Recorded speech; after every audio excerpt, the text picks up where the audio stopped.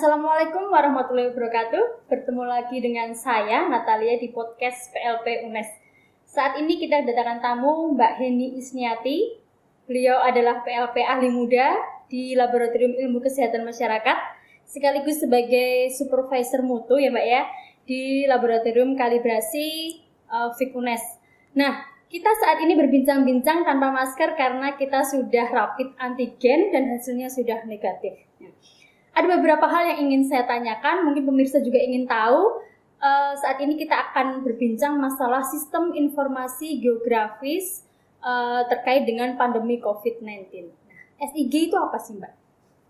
Baik, saya hanya akan sedikit memberikan pengetahuan menurut saya tentang SIG ya. Jadi SIG itu merupakan suatu sistem gabungan dari perangkat lunak dan perangkat keras dan juga brainware terkait dengan analisa data, kemudian dalam pemetaan kondisi yang tentunya berbasis pada georeference. Oh gitu ya. Nah, implementasi SIG itu bisa di bidang ilmu apa aja nih Mbak? SIG itu bisa dipakai di berbagai bidang Mbak ya. Misalnya saja di ekonomi nih untuk memotret potensi daerah. Kemudian di bidang pertanian untuk mengetahui hasil-hasil hortikultura apa saja nih yang ada di suatu wilayah. Dan tentunya di masa pandemi ini Mbak, itu tidak terlepas dari masalah kesehatan masyarakat. Nah, itu juga bisa diimplementasikan dalam sistem informasi geografis. Oke. Kemudian SIG itu kan merupakan salah satu ilmu geografi. Kemudian dengan ilmu kesehatan masyarakat, gambaran kolaborasi dua ilmu ini seperti apa nih Mbak? Baik, jika kita pernah melihat ya Mbak suatu peta yang ada di sistem online sekarang ini khususnya terkait dengan COVID nih, tentang kasus sebaran COVID. Nah, itu pastinya kita nanti akan melihat peta yang ada warnanya merah, kuning, hijau, suatu wilayah zona gitu ya. Di situ ada jumlah kasus yang dimunculkan, kemudian ada jumlah suspek, kemudian kasus positif seperti itu. Nah, itulah kolaborasi antara ilmu sistem informasi geografis dengan kesehatan, di mana kita bisa tahu nih kondisi kesehatan di suatu masyarakat hanya dengan melalui sebuah peta yang merupakan implementasi SIG.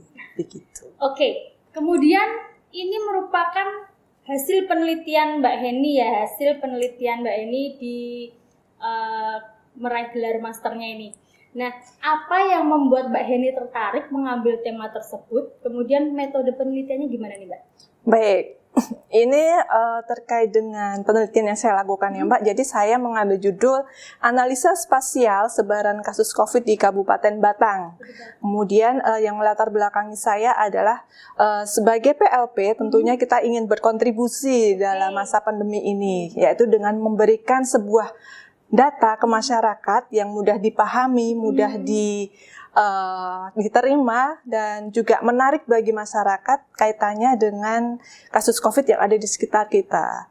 Jadi penelitian yang saya lakukan ini sebenarnya untuk memotret kondisi suatu daerah terkait dengan jumlah kasusnya, sebaran kasusnya, sehingga dari penelitian ini nantinya akan dapat digunakan sebagai bahan pertimbangan nih dari pemegang kebijakan untuk menentukan program ataupun langkah-langkah dalam mengendalikan kasus COVID di suatu daerah.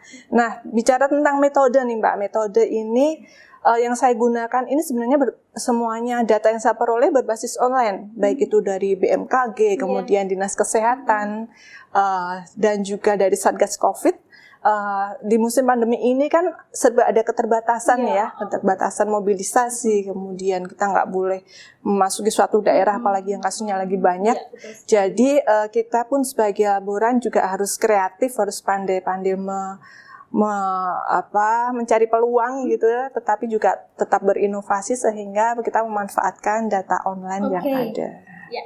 Kemudian pastinya karena ini memberikan manfaat bagi masyarakat, hasil penelitian juga pasti sudah dipublikasikan ya. Publikasinya satu aja Mbak, contoh publikasi yang mengenai hasil penelitian Mbak Heni ini di mana nih, jurnal apa nih? Oke, kalau untuk jurnalnya Mbak di jurnal International Journal Education and Language Social. Nah, itu jadi salah satu jurnal internasional dan juga sudah dipresentasikan dalam salah satu seminar internasional, ISENIS National Conference Environmental and Technique yang itu diselenggarakan oleh Undip pada bulan Agustus tanggal 4 baru saja. Ya, baru saja diselenggarakan seperti itu. Oke, sukses buat Mbak Heni. Semoga ini memberikan pencerahan untuk kita semua ya. Kemudian apa yang bisa kita simpulkan bahwa kita sebagai anggota Pranata Laboratorium Pendidikan otomatis dituntut untuk tetap berperan aktif, berinovasi, berkreasi. Walaupun dengan kondisi pandemik seperti ini, justru kita akan berusaha untuk membantu pemerintah ya Mbak ya, dengan berinovasi. Salah satunya adalah melalui implementasi SIG ini. Semoga memberikan manfaat bagi masyarakat. Dan apabila masih ada pertanyaan, silahkan bisa ditanyakan langsung melalui WA. Nomor WA Mbak Heni nanti akan kita share di bawah ini. Silahkan dicatat, silahkan ditanyakan langsung pada beliau. Dan kami akhiri ya, mungkin untuk sore ini cukup sekian dulu. Mungkin belum menjawab semua pertanyaan. Mohon maaf apabila ada kesalahan. Dan wassalamualaikum warahmatullahi wabarakatuh. Sampai berjumpa di lain kesempatan. See you.